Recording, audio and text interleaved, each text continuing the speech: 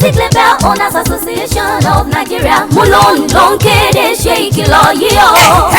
ẹni tó ń gbọ́ wá báyìí ó bá wa sọ fẹ́ni tí ó gbọ́. Music Label Owners Association of Nigeria Mulon ló ní kí máa ké tẹ́tẹ́tẹ́ ṣe ìkìlọ̀ fún gbogbo ẹ̀yin tẹ́ ń gbé laptop kalẹ̀ láti máa foni olórin gbogbo sínú memory card flash drive àti bẹ́ẹ̀ bẹ́ẹ̀ lọ. ẹ wá ń gbowó lọ́wọ́ àwọn èèyàn láì gbàṣẹ lọ́wọ́ olórin musicians promoters and marketers. ìwà ìjánilólè ní lẹ́yìn ìkéde yìí irú ẹni bẹ́ẹ̀ òfin mú kàtà òfin yóò fojú balẹ̀ ẹjọ́. gbogbo ẹ̀yin tẹ́ iṣẹ́ ọ̀tá jẹ́ tẹ́ fẹ́ máa gbọ́ orin gidi tàbí gbọ́ orin sínú memory card ó dẹ̀ jẹ́ flash drive ẹ lọ sórí YouTube wa ẹ tẹ Mulon TV ẹ ò rí gbogbo orin tẹ́ fẹ́ ń bẹ̀. ẹ tún lè pe àwọn nọ́mbà wọ̀nyí 08034866603 tàbí 08033957618. Music Label Owners Association of Nigeria Mulon àti Nigeria Copyright Commission NCC ló ń kéde.